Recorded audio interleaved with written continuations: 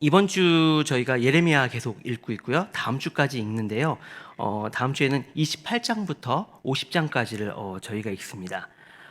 지난주에 우리 담임 목사님이 예레미야 하시면서 전체 개관을 다 해주셨어요. 그래서 보통은 저희 더 말씀 시간에 앞부분에는 다음 주 읽을 부분을 좀 이렇게 훑어드리고 그 다음에 좀 그 중에서 또 하나님께서 은혜 주시는 말씀을 같이 나누는데 사실 지난주에 전체 개관을 이제 저희가 다 했거든요. 그래서 제가 잠깐 전체를 보면 우리 여러분들 생각나시죠? 예레미야는 1장부터 몇 장까지 있죠?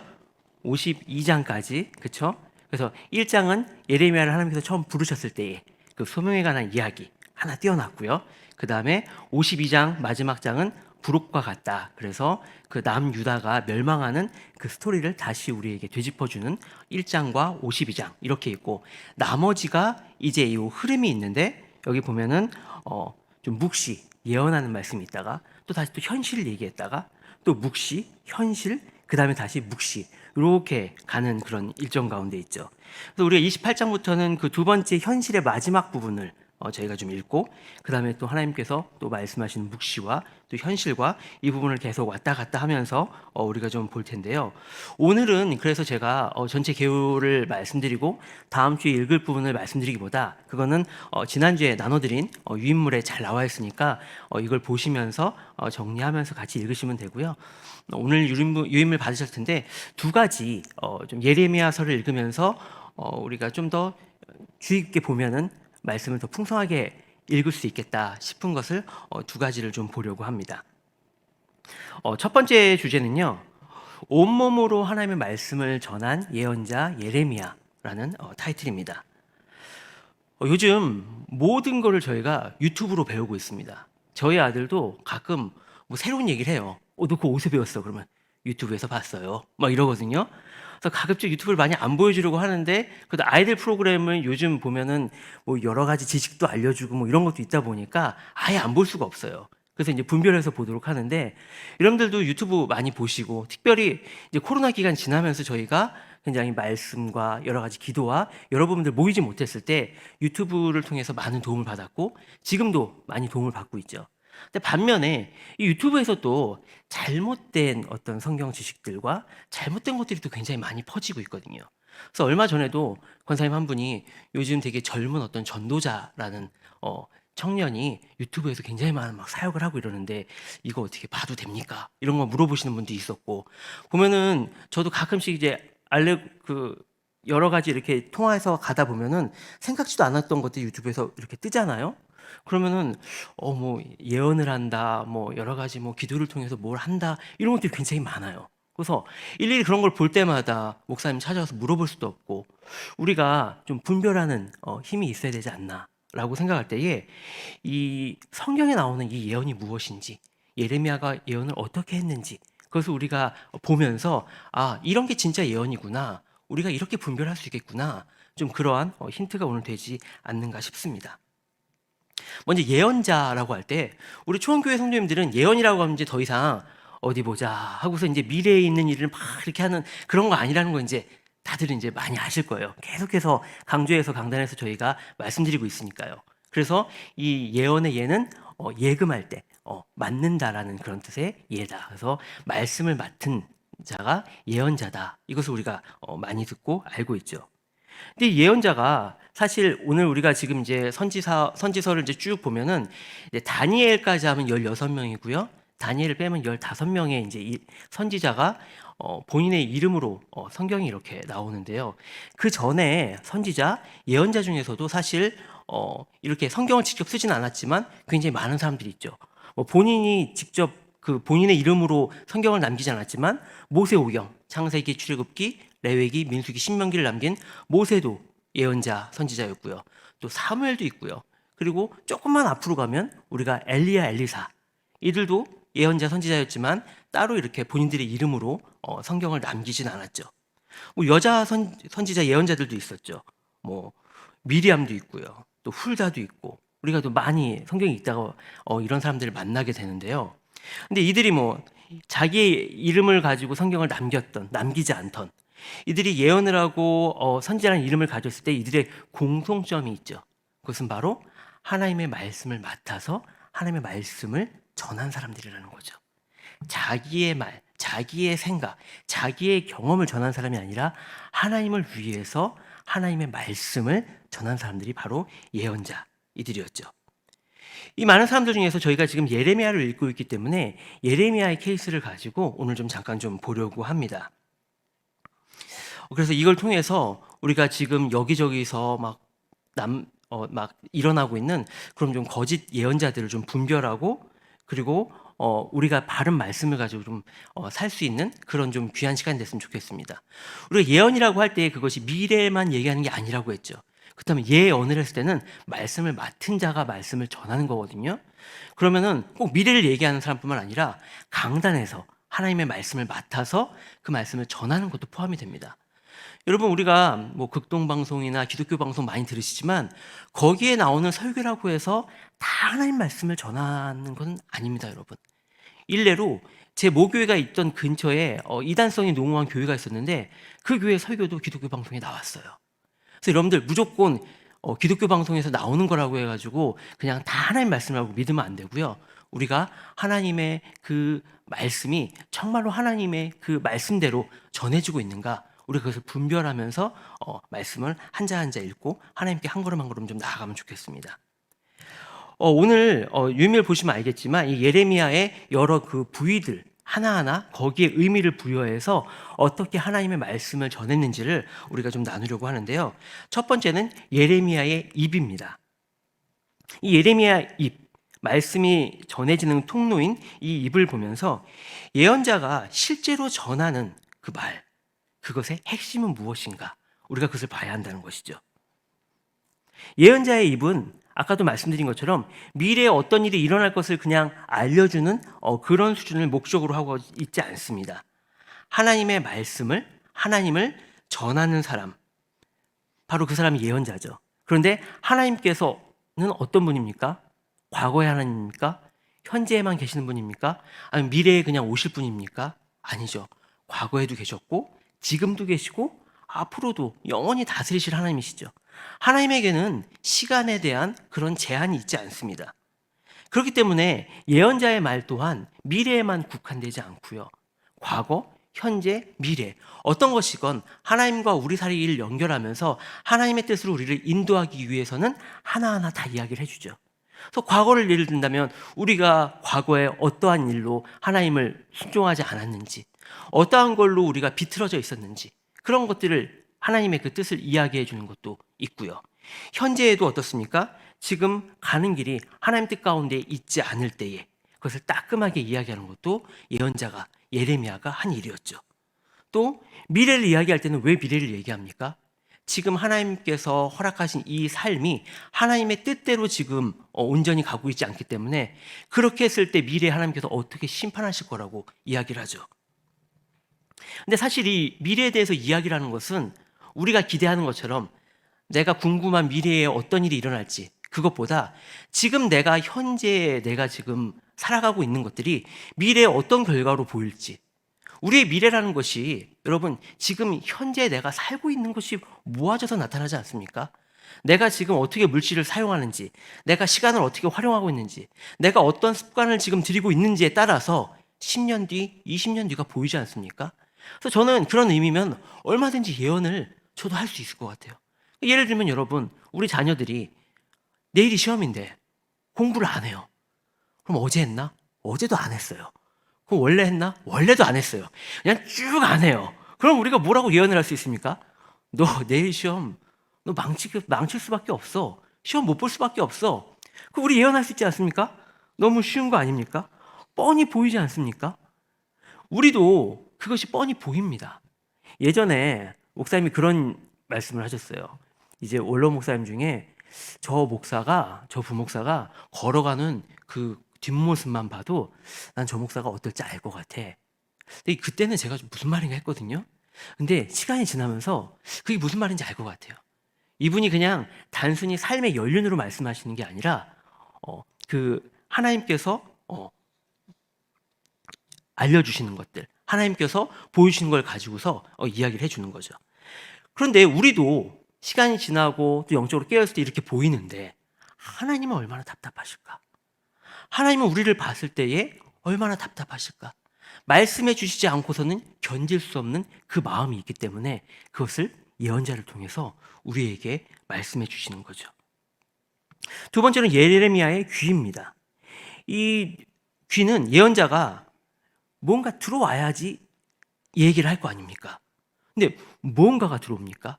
나의 생각과 나의 지식과 나의 경험입니까? 그게 아니고 하나님의 말씀이 귀로 들릴 때, 나에게 경험될 때, 내 안에 들어올 때, 내 안에 인풋이 있어야지 아웃풋이 나가는 건데 그것이 온전히 나가려면 온전한 하나님의 말씀이 들어와야 한다는 것이죠. 그래서 예레미야 1장 9절을 보면 하나님께서 내 말을 내 입에 두었다 이렇게 말씀하세요. 그러니까 표현을 꼭 너의 귀에다가 내가 들려주었다 이렇게 하지 않으시고 하나님의 말씀을 직접 내 입에 두었다. 바로 입을 통해서 나아갈 수 있도록 그렇게 하셨다는 말씀이죠. 또 어떻게 또 들려주십니까? 환상을 통해서 경험해서 그것이 나아갈 수 있도록 또 해주시죠. 우리가 성경을 읽으면 예레미야에서도 1장과 24장을 보면 환상을 통해서 예레미야에게 들려주시는 것을 알 수 있겠죠. 세 번째로는 예레미야의 눈인데요. 예언자는 어떤 통찰력을 가지고 하나님과 세상을 보는가 이걸 보는 거죠. 초기의 예언자들을 선견자라고 불렀습니다. 그러니까 선견자는 먼저 보는 사람을 얘기하거든요. 그러니까 다른 사람들도 다 보고 있어요. 근데 봐도 보이지 않아요. 그런데 선견자는 보여요. 왜? 하나님의 시선으로 보고 있기 때문에. 내 경험과 내 시야로 보는 것이 아니라 하나님이 보여주시는 것을 보기 때문에 보이는 거죠. 예전 선지자의 어떤 예언자의 예를 든다면 사무엘 같은 경우도 처음 사울 왕이 그 청년이었을 때 그때 만났던 걸 여러분 기억하지 않습니까? 그때 어떻게 해서 만났습니까? 나귀를 잃어버렸을 때 그걸 통해서 만나게 되죠. 그런데 그 나귀가 어디에 있는지를 사무엘은 알고 있었죠. 또 엘리사는 어떻습니까? 엘리사도 그 본인이 다른 사람들이 봤을 때는 성 안에 아람 군대에 지금 포위당해서 죽을 것 같았는데 엘리사의 눈에는 그 아람의 군대를 오히려 하나님의 군대가 지금 덮고 있는 것이 보이는 거죠. 게하시가 나중에 엘리사를 통해서 그를 또 보지 않습니까? 하나님께서 보여주실 때 보는 것들이 예언자들에게 있는 것이죠. 그래서 이 예언자들은 하나님의 그 일하시는 손에 시선을 둔 사람들이다. 우리가 이렇게 이야기를 할 수가 있습니다. 예레미야 또한 그렇습니다. 예레미야 시대의 사람들은 어떻게 보았냐면 자기들이 그냥 성전에서 예배만 드리면 나머지는 내 마음대로 해도 상관이 없다고 여겼습니다. 그들 눈에는 그렇게 내 마음대로 살아도 아무 일도 일어나지 않는 것 같고 전혀 문제가 없어 보였습니다. 하지만 예레미야의 눈에는 다르게 보였죠. 그렇게 살 때에 하나님의 심판이 임할 것이라는 것을 예레미야는 볼 수가 있었습니다. 시각이 다르면 해석이 달라지고요. 해석이 달라지면 삶의 방향이 달라집니다. 모든 사람들이 다른 것을 볼 때에 홀로 하나님의 시선으로 바라보았던 예레미야는 그래서 사람들이 핍박했고 그 핍박 가운데서 바른 시선을 꼭 붙잡아야만 했습니다. 예레미야 24장을 보면 포로로 잡혀가지 않은 자들의 생각도 사람들의 생각과 하나님의 생각이 달랐기에 예레미야가 바른 생각을 이야기하면 사람들은 발끈하는 거죠. 내가 봤을 때 아무 일도 없을 것 같은데 이렇게 내 생각대로 될 것 같은데 왜 그러냐는 거죠. 우리가 직장 생활할 때도 그러지 않습니까? 우리가 하나님의 시선으로 정직하게 하나님의 뜻대로 살다 보면 일반 사람들이 보이지 않는 것이 보입니다. 그래서 내가 더 정직하게 일합니다. 사람들이 얘기합니다. 뭐 그렇게까지 해. 이건 관행이에요. 이렇게 해도 이거 걸리지도 않고 죄도 아니에요. 하지만 우리는 우리를 바라보시는 하나님의 눈을 의식하고 있고 하나님께서 보여주시는 것들을 우리가 보고 있기 때문에 우리는 하나님 없이 사는 사람처럼 살 수가 없는 것이죠. 네 번째는 머리, 생각입니다. 예언자들이 하나님의 말씀을 듣고 전한다는 것을 우리 때로는 기계적으로 그냥 우리가 불러주는 대로 받아쓰기 하듯이 그냥 얘기하는 것처럼 생각할 때가 있습니다. 하지만 예레미야도 그렇고 또 성경의 저자들을 보면 그 성경마다 문체라든가 아니면 글의 성격이라든가 이런 것들이 조금씩 다른 걸 우리가 알 수 있습니다. 특히 동일한 예수님을 증거한 마태, 마가, 누가, 요한복음. 우리가 물론 마태, 마가, 누가를 공관복음이라고 해서 같은 관점을 가지고 있다고 얘기하지만 엄연히 마태가 이야기하고 있는 것과 누가와 마가가 얘기하는 것들이 굉장히 차이가 있거든요. 하나님은 동일한 한 하나님이시지만 우리의 그런 다양성을 통해서 일하시는 것들을 볼 수가 있죠. 그래서 예언자는 그냥 기계적으로, 수동적으로 그냥 외치는 사람이 아니라 그 가운데 하나님께서 주신 것을 가지고서 그것을 쏟아내는 사람이라고 얘기할 수 있습니다. 오늘 아침 예배 시간에 나눈 것처럼 하나님은 우리의 생각 너머에서 일하시지만 또 그 모든 것을 쓰는 분이시기 때문에 예레미야의 그 생각과 관계와 모든 경험을 사용해서 하나님의 말씀을 전하게 해주시죠. 다섯 번째는 예레미야의 가슴입니다. 좀 연결이 되는 건데요. 그냥 기계적으로 여러분 전하면 어떻습니까? 아무런 감정이 느껴지지 않습니다. 하다못해 우리가 가요를 부를 때에도 우리가 오디션 프로그램을 보면 그 가사를 생각하고 그 가사를 만든 사람의 마음을 담아서 노래하라고 그래야지 전해진다고 합니다. 근데 하물며 한 생명을 살리려는 하나님의 그 마음을 전하는데 그 마음이 실리지 않으면 되겠습니까? 그래서 예언자들은 그 하나님의 마음을 느껴서 하나님이 어떠한 마음으로 이 백성들을 바라보고 계시는지 그것을 전하는 사람들이죠. 얼마 전 제가 이렇게 예레미야서 책을 이렇게 훑어보니까 한 목사님이 지은 그 강해서 제목이 끙끙 앓는 하나님이에요. 제목이 좀 특이하죠? 하나님이 끙끙 앓으신다고 그렇게 표현을 했어요. 근데 여러분 예레미야서를 우리가 읽어보면 하나님이 끙끙 앓기만 하십니까? 우리를 위하여 눈물도 흘리시고 마음 아파하시고 힘겨워하시는 그 하나님, 그 하나님의 그 마음이 정말 돌과 같은 그 이스라엘 백성에게 전하게 하기 위해서 하나님께서 그 가슴에 담아서 예레미야로 하여금 전하게 해주시죠. 여섯 번째는 예레미야의 손입니다. 이것은 예언자가 메시지를 강조하기 위해서 어떤 행동이나 신호를 사용하는 것을 이야기합니다. 예언서를 보면 굉장히 예언자들이 특이한 행동, 특이한 신호들을 많이 이렇게 하는 것을 보는데요. 앞으로 읽을 에스겔도 그렇고요. 또 이사야서도 그렇고요. 근데 예레미야에서의 굉장히 그런 부분들이 많이 나옵니다. 우리도 사실 오늘 저희도 자막을 조금 듣지만 이 앞에 시청각 자료를 많이 넣으면 듣는 분들이 더 이렇게 흡입되는 걸 많이 느껴요. 지난주에 저희 학생 공동체에서 여름 캠프를 다녀왔는데 둘째 날 프로그램이 오전에는 구약, 오후에는 신약을 아이들에게 전체를 이렇게 훑어주는 시간이 있었어요. 그래서 제가 마지막 날 저희가 에버랜드를 갔기 때문에 그 놀이기구 이름을 좀 따가지고 원래 T 익스프레스를 이렇게 차용해가지고 올드 익스프레스 오전에 하고요. 그 다음에 오후에는 뉴 익스프레스 이렇게 구약과 신약을 했거든요. 근데 이 아이들이 그 전날 잠을 거의 자지 않았어요. 그러니까 아침이 시작이 되었는데 뭐 이제 앞에서 이제 시작하자마자 눈이 이제 감기 시작하는 거예요. 예. 하나님께서 노아가 얘기를 하는데 노아가 이제 막 꿈속에서 이제 애를 나타나기 시작하는 거죠. 근데 그러다가 무언가 딱 파워포인트가 하나 딱 켜지면 애들이 눈이 또 딱 커져요. 그래서 또 이제 막 열심히 들으려고 해요. 너무 기특하게도 애들이 그냥 포기하고 그냥 눈 감지 않고 어떻게든 들으려고 하더라고요. 근데 그때마다 시청각이 하나씩 뭐가 나오면은 애들이 이렇게 감았던 눈이 한 번씩 이렇게 떠지면서 그러면서 애들이 끝까지 말씀을 이렇게 듣고 나중에 나눔 시간을 하는데 아이들이 신기하게도 진짜 다 들었더라고요. 들었고 그 가운데 하나님의 그 은혜가 있음을 아이들이 알더라고요. 이렇게 우리가 마음이 이렇게 좀 닫혀 있거나 아니면 좀 이렇게 힘겨운 상황일 때는 이렇게 눈으로 보여주는 것이 우리에게 굉장히 효과적입니다. 그래서 하나님의 그 안타까운 마음 가운데서 하나님도 이 시청각 교제를 사용하신 거죠. 그래서 새 배띠를 사가지고 그때는 이렇게 띠를 매지 않습니까? 옷에 이게 통으로 되어 있기 때문에. 근데 그 새 거를 사서 그냥 썩어 못 쓰게 될 때까지 그냥 묻어놓는 거를 사람들에게 보여주는 거죠. 그럼 사람들이 봤을 때 이상하죠. 아니 멀쩡한 거를 왜 쓰지 않고 저렇게 묻어서 썩히는가? 생각을 하게 되죠. 보게 되면서 궁금증을 갖게 되죠. 근데 그것은 하나님께서 유다 백성들이 하나님의 눈에 어떻게 되었는지를 그거를 너희들이 이러한 모습이다라는 것을 보여주시는 것이죠.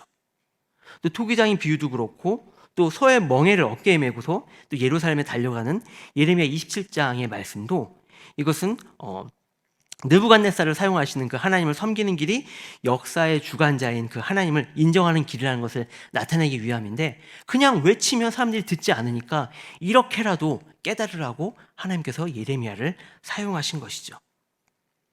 이렇게 예레미야의 온 몸과 모든 것을 사용하면서 하나님께서 백성들에게 이렇게 말씀하신 이유는 무엇입니까?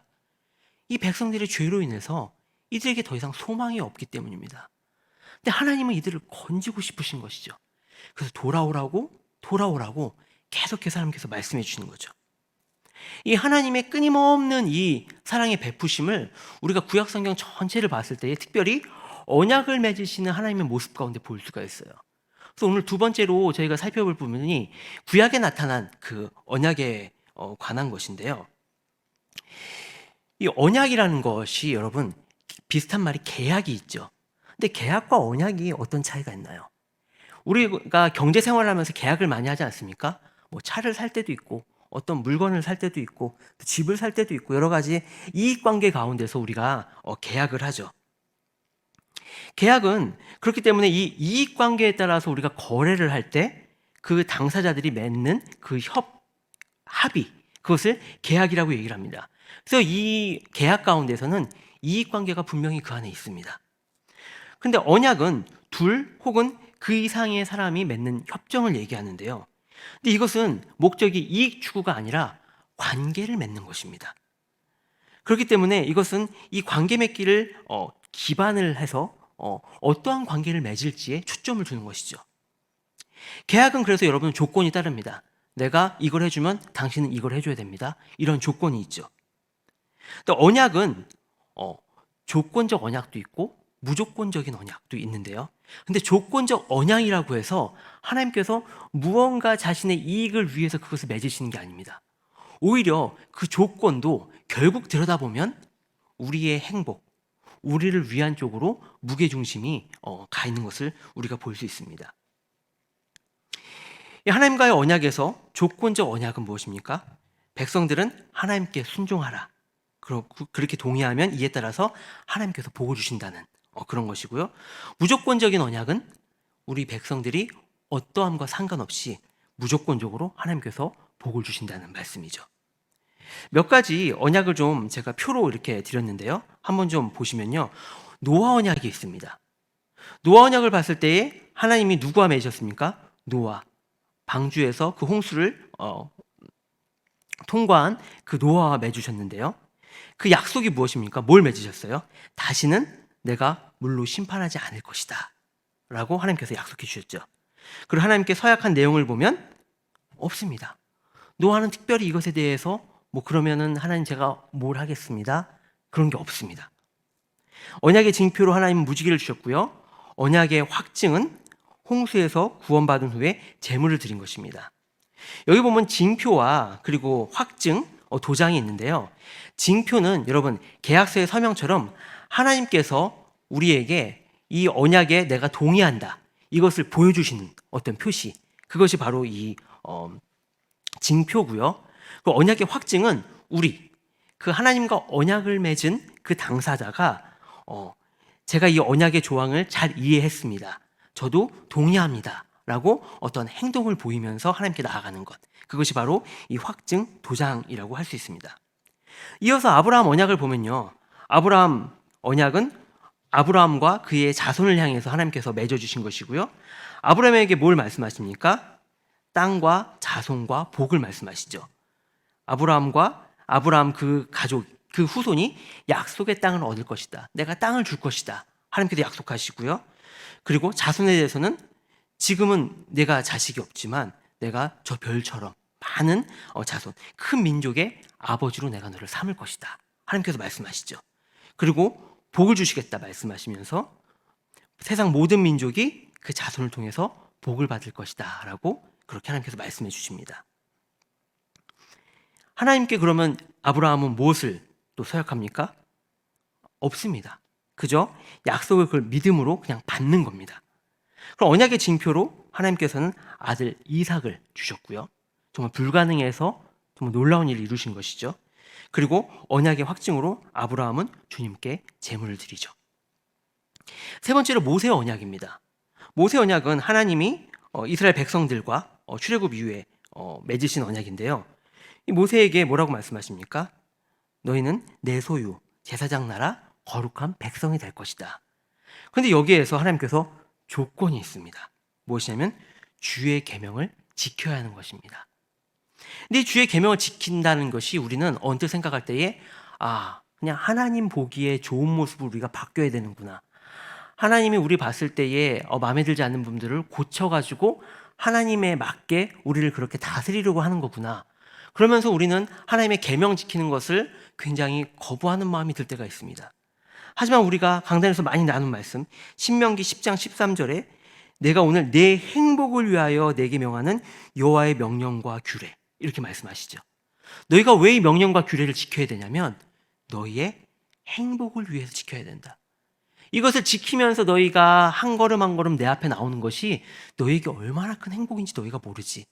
너희들을 행복하게 만들어주기 위해서 내가 이 계명들을 주는 거야. 이것을 지키라고 하는 거야. 하나님께서 말씀하시는 거죠. 그게 조건이에요. 사실 조건처럼 보이지만 오히려 더 우리에게 부어주시는 거죠. 그러면 하나님께서 너를 내 소유로 삼고 제사장 나라로 거룩한 백성으로 내가 너를 삼을 것이다 라고 말씀을 하시죠. 그러면서 그 언약의 징표로 돌판에 율법, 십계명을 주시고요. 그 다음에 언약의 확증으로 어떻게 합니까? 모세는 제단을 세우고 이스라엘 백성에게 피를 뿌리면서 이것이 우리 가운데에 하나님과의 언약이 이루어졌음을 선포하지요. 그리고 나서 이어진 것이 다윗 언약입니다. 하나님께서 다윗을 정말 사랑하시고 내 마음에 합한 자라 하시면서 이렇게 약속을 주시는데요. 내 집과 내 나라, 내 왕권이 영원히 견고하게 쓸 것이다 라고 하나님께 약속을 주세요. 그리고 이것도 무조건적인 약속이에요. 하나님께서 일방적으로 주시는 귀한 약속이죠. 그리고 이 언약의 징표는 나단을 통한 나단이라는 선지자를 통해서 그 언약을 선언하시는 걸로 징표를 삼으시고요. 그리고 다윗은 주님께 기도를 드리면서 이것을 확증을 합니다. 이렇게 쭉 여러 언약들을 통해 하나님께서는 계속해서 우리에게 이스라엘 백성들에게 하나님의 약속을 주시고 하나님께서 건져주시고 복을 주시고자 하나님은 하셨지만 근데 그 결과는 무엇입니까? 불순종하고 배신하고 하나님을 떠나는 것이었죠. 그래서 하나님께서 오늘 예레미야를 통해서 내가 너희 마음판에 이제 새 언약을 새기겠다라고 말씀을 해주세요.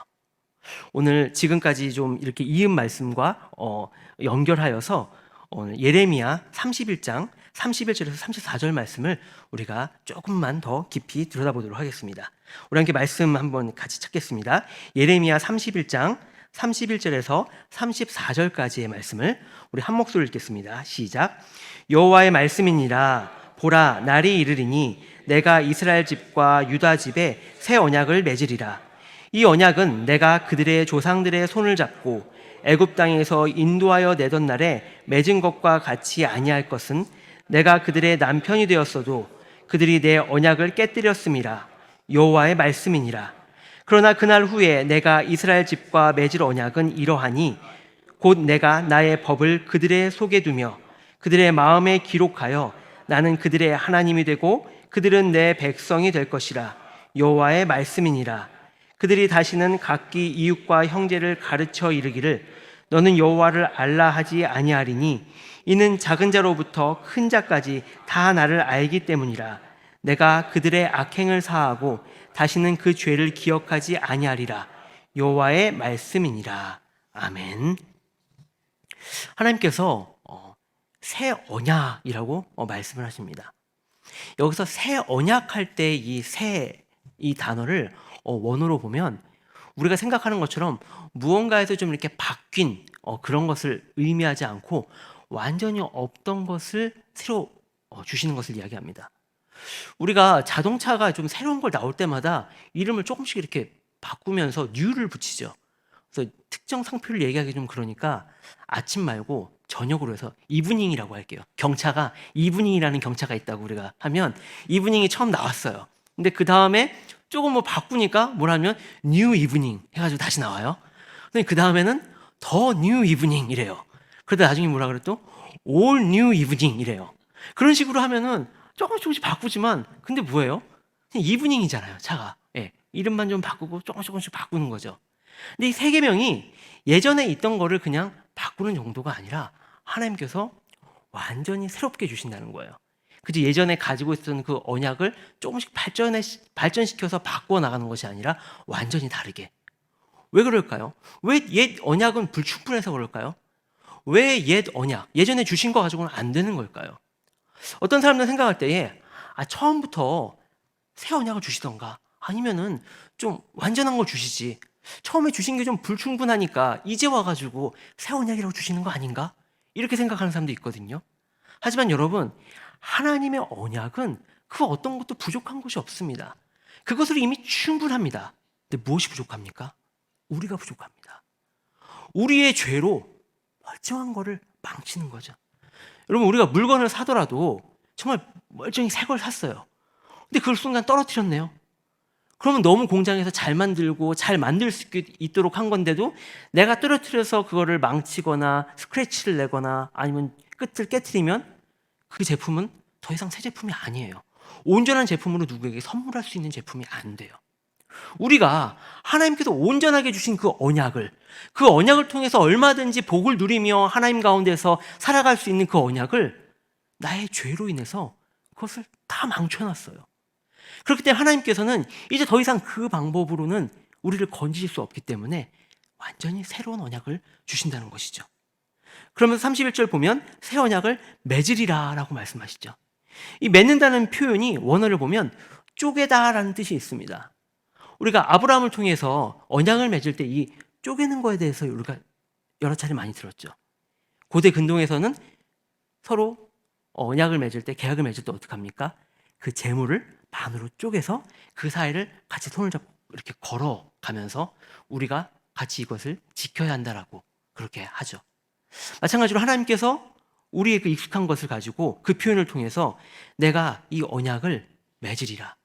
쪼개서 내가 지나가면서 내가 이것을 반드시 지킬 거다라고 말씀하시는 거죠. 그러면서 32절 말씀을 보면 이 언약은 내가 그들의 조상들의 손을 잡고 애굽 땅에서 인도하여 냈다라고 합니다. 여기 보면 손을 잡고라는 표현이 있는데요. 이것도 어디에 쓰였는가 찾아보니까 예전에 아브라함의 조카인 이 롯이 그 자기가 살던 곳에서 자기 눈에 봤을 때는 젖과 꿀이 흐르는 것 같았던 그 소돔과 고모라에서 나와야 하는데 그것을 아까워하면서 나오지 않으려고 할 때에 그때 주의 천사가 손을 잡고 끌어냅니다. 가야 한다고 갑니다. 그때 그 표현이 바로 이 손을 잡고 이 표현입니다. 이 무엇을 얘기합니까? 하나님께서 언약을 통해서 우리를 건져주실 때 우리는 사실 너무 감사해야 하죠. 하나님, 이게 왜 은혜입니까? 하나님의 손을 잡고 내가 하나님 편으로 갈 수 있다니요. 근데 사실 우리 가운데에 그러한 고백이 없을 때가 많죠. 지금도 괜찮습니다. 지금 내 삶이 편한데 하나님 이것까지는 터치하지 마십시오. 우리의 삶이 그럴 때가 참 많이 있죠. 그런데 하나님은 어떠세요? 그렇다고 우리를 포기하지 않으세요. 가만두지 않으세요. 하나님은 끝까지 우리의 손을 붙잡고 끌어내시죠. 왜냐? 하나님은 신실하신 분이기 때문에. 하나님은 우리를 버릴 수 없기 때문에. 하나님은 우리를 그냥 놓을 수가 없기 때문에. 하나님은 우리를 끌어당기시는 것이죠. 그렇게 끌어당기셔서 하나님께서 이 새 언약을 어디에 새겨주기 원하시냐면 우리의 마음에 기록하기 원한다 하세요. 오늘 33절 말씀을 우리 다시 한번 읽어볼까요? 33절입니다. 시작. 그러나 그날 후에 내가 이스라엘 집과 맺을 언약은 이러하니 곧 내가 나의 법을 그들의 속에 두며 그들의 마음에 기록하여 나는 그들의 하나님이 되고 그들은 내 백성이 될 것이라. 여호와의 말씀이니라. 여러분, 예전에는 하나님의 그 언약이 말씀이 어디에 기록되었습니까? 돌판에 기록이 되었었죠. 그래서 그 돌판을 굉장히 거룩하게 여기고 그걸 볼 때마다 하나님의 그 약속을 기억하고 하나님께 그렇게 나아갔었어요. 그런데 눈에 보이는 돌판은 어떻습니까, 여러분? 고개를 돌려버리면 보이지 않습니다.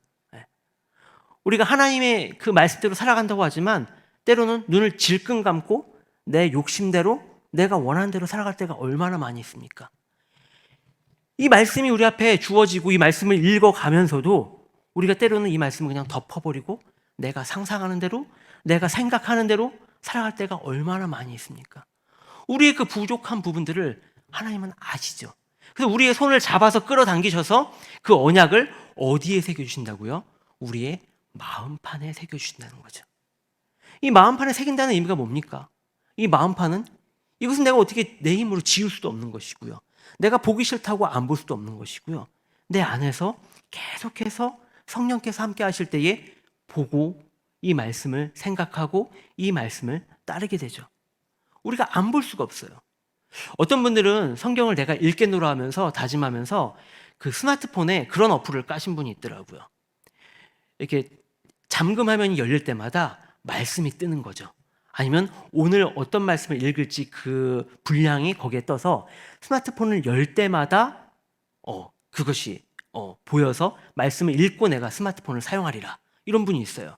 그리고 예전에 제가 수련회에 갔을 때는 강사님이 도전을 하셨어요. 여러분 컴퓨터 앞에다가 붙이세요. No Bible, no breakfast. No Bible, no computer. 집 곳곳에다 붙이면서 성경을 읽지 않으면 내가 아침을 안 먹으리라. 그러더니 청소년들이 그냥 아침을 안 먹어요. No Bible, no 하면은 그냥 그걸 안 해버려요. 스마트폰도 처음엔 볼 때마다 말씀 읽어야지 했는데 나중 되면은 나중에 봐야지 하다가 나중에 어떻게 돼요? 어플을 그냥 지워버리고. 우리의 죄성이 그래요. 네. 그렇기 때문에 우리는 내 눈에 보인다고 해서 그것이 다가 아니에요. 내 눈에 보여야 되지만 또 어떻게 돼야 돼요? 내 마음에 새겨져야 돼요. 성령께서 내 마음 가운데 역사해 주시고 나와 함께 하실 때에 그 새 언약이 내 삶에서 생명력 있게 나를 이끌 수가 있죠. 그래서 이 새 언약은 우리가 아까 여러 그 언약을 본 것처럼 우리가 표를 좀 보면요. 이 대상자가 누구입니까? 이때 예레미야에서 말을 한 것은 이스라엘 민족과 모든 사람, 지금 우리까지도 다 포함을 하는 것이죠. 그래서 무엇을 약속하십니까? 죄를 용서하고 기억하지 않을 것이다. 약속을 하시죠. 34절에 보면 내가 그들의 악행을 사하고 다시는 그 죄를 기억하지 아니하리라. 이것이 무엇이라고요? 여호와의 말씀이니라 라고 하나님의 말씀으로 약속해 주시죠. 그럼 우리가 그러면 뭘 해야 하느냐? 없다라는 거죠. 우리가 무엇을 해서 이것을 지켜서 받을 수 있는 것이 아니라는 거죠. 그럼 도대체 무엇으로 우리가 할 수 있습니까? 언약의 징표는 마지막 만찬에서 예수님께서 말씀하시죠. 잔을 주시면서 이 잔은 내 피로 세우는 새 언약이다 라고 말씀해 주세요. 하나님께서 보시니까 우리로서는 전혀 소망이 없어요. 우리가 해서는 도저히 안 되겠어요. 그런데 하나님 우리를 너무 사랑하셔서 우리를 건져주고 싶으세요. 그래서 이것을 누구에게 맡기세요? 바로 예수님께 맡겨주시는 것이죠. 그래서 언약의 확증을 우리가 하는 것이 아니라 누가 해주세요? 예수님께서 십자가에서 확증을 해주시는 것이죠. 하나님의 신실함과 예수 그리스도의 그 사랑이 우리로 하여금 그 새 언약을 마음에 새기고 하나님의 백성답게 살아갈 수 있도록 우리를 이끌어주는 거죠. 우리가 예레미야 말씀을 보고 또 계속해서 선지서 말씀을 볼 때 사실 어떨 때는 이 시간차와 문화의 차이 이런 것 때문에 이게 무슨 말인지 굉장히 어려울 때가 있어요. 하지만 여러분 그럴 때 하나님께서 예수 그리스도를 통해서 나에게 새로운 길을 열어주시고 내 마음에 새 언약을 새겨주셔서 내가 그 예수 붙잡고 하나님의 그 은혜의 보좌로 한 걸음 한 걸음 나아가게 하신다. 오늘 내가 읽는 한 장 한 장 이 말씀이 그 하나님께서 나에게 들려주시는 말씀이다. 그 마음을 가지고 우리가 나아갈 때에 지금 내 삶을 봤을 때는 아무런 소망이 없는 것 같지만 그 하나님의 보좌 가운데에 하나님께서 나를 은혜로 덮어주시는 것을 내가 바라보기만 하면 내가 주와 함께 매 순간마다 주의 자녀로 동행하는 누리는 기쁨이 우리 가운데 있다는 것을 기억하면서 주 앞에 나아가는 우리 모두가 되었으면 참 좋겠습니다. 오늘 이 시간 이 찬양의 고백을 우리 하나님께 드리면서 오늘 주신 말씀을 같이 좀 새기면 좋겠습니다. 지극히 높으신 주님의 지성소로 예수 그리스도를 의지하여 나간다는 찬양의 고백을 우리 함께 드리도록 하겠습니다.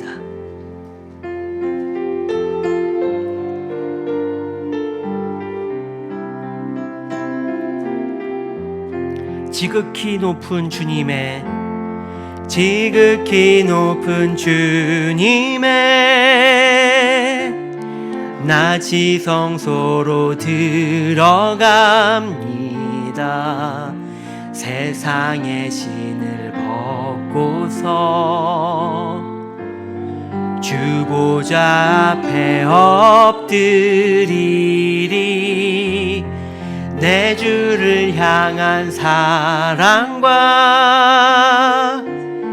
그 신뢰가 사그러져 갈 때 하늘로부터 이곳에 장막이 덮이, 다시 한번 고백합니다. 지극히 높은 주님의, 지극히 높은 주님의 나 지성소로 들어갑니다. 세상의 신을 벗고서 주 보좌 앞에 엎드리리. 내 주를 향한 사랑과 그 신뢰가 사그러져 갈 때 하늘로부터 이곳에 장막이 덮이네. 이곳을 덮으소서, 이곳을 덮으소서, 이곳을 비추소서. 내 안에 무너졌던 모든 소망 다 회복하리니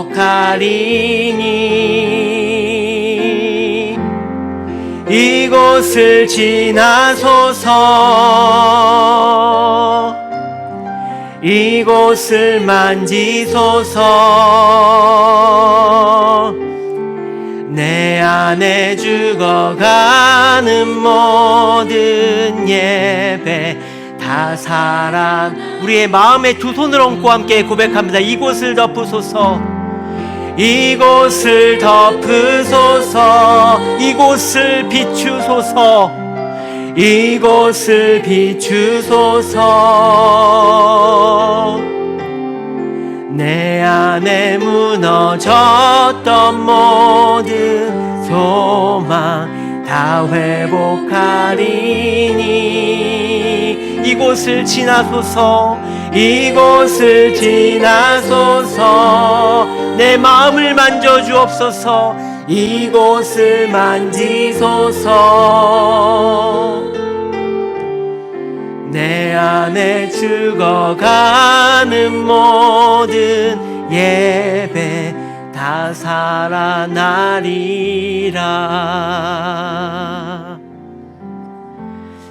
이곳에 계신 분들은 아마 대부분 예수 그리스도를 통하여서 내가 새 언약을 누린다는 것을 머리로 이미 다 알고 오셨을 것입니다. 하지만 이 시간 내 마음을 지금도 터치하시면서 우리 가운데 소망을 놓지 아니하시고 신실하게 끝까지 나를 붙잡으셔서 내 손을 잡아 이끄시는 그 하나님을 주님 이 시간뿐 아니라 가정에서 내 삶의 일터에서 모든 순간에서 하나님 놓치지 않겠습니다. 내가 누리겠습니다. 그 주님과 함께하는 그 시간을 하나님 갈망하며 소망하며 하나님 살아가겠습니다. 그렇게 나를 이끄시고 나를 덮으시고 함께하여 주시옵소서. 우리 함께 기도하겠습니다. 하나님 감사합니다. 하나님 우리에게 주신 이 귀한 말씀, 특별히 예레미야서를 통하여서 아버지 그 답답하고 컬컬한 아버지 하나님 그 삶 가운데서도 하나님 아버지 소망의 말씀을 주시고 사랑의 은혜를 부어주시고 하나님 아버지여 안타까운 마음으로 눈물을 흘리며 아버지 하나님 그들을 아버지여 바라보시고 말씀해 주시는 그 하나님이 지금 나를 바라보시고 나를 안아주시고 나와 함께 하심을 하나님 봅니다. 아버지 하나님 이 말씀에서 아버지 하나님 주께서 보여주시는 것들을 보게 하시고 들려주시는 것들을 듣게 하여 주시고 아버지 마음 가운데 새겨야 될 것들을 새기게 하여 주시고, 내가 아버지여 가야 할 곳에 가게 하시고, 내가 행해야 할 것을 행할 수 있도록 인도하여 주시옵소서. 내 안에 계신 그 주님을 온전히 모시고 살아갈 수 있도록 도와주시며, 하나님과 함께하는 그 기쁨이 넘쳐나는 하나님의 신실한 백성 될 수 있도록 아버지 하나님 도와주시고 함께하여 주시옵소서. 아버지 인도하여 주시옵소서. 어저께나 오늘이나 내일이나 한결같은 은혜로 우리를 늘 돌보아 주시고 함께 하신 하나님, 그런데 우리는 주님을 놓고 갈 때가 너무나 많습니다. 주님께 뒤 돌을 때가 너무나 많습니다. 성경을 덮어버리고 내가 생각하는 대로 살아가고 싶을 때가 너무나 많이 있습니다. 그래서 주님은 하나님 다른 곳에 아버지 주의 그 언약을, 새 언약을 새기지 아니하시고 우리의 마음판에 새겨 주셨습니다. 아버지 하나님, 이것이 이 안에 새겨져 있기 때문에, 예수의 흔적이 이 안에 있기 때문에 하나님, 나는 더 이상 다른 곳에 갈 수 없습니다. 다른 것을 보지 않습니다. 다른 것에 이 마음을 빼앗기지 않습니다. 내 안에 계신 예수만 붙잡게 해주시고 그 예수를 누리며 예수와 함께하는 우리의 삶이 될 수 있도록 하나님 함께하여 주시옵소서. 예수님의 이름으로 기도합니다. 아멘.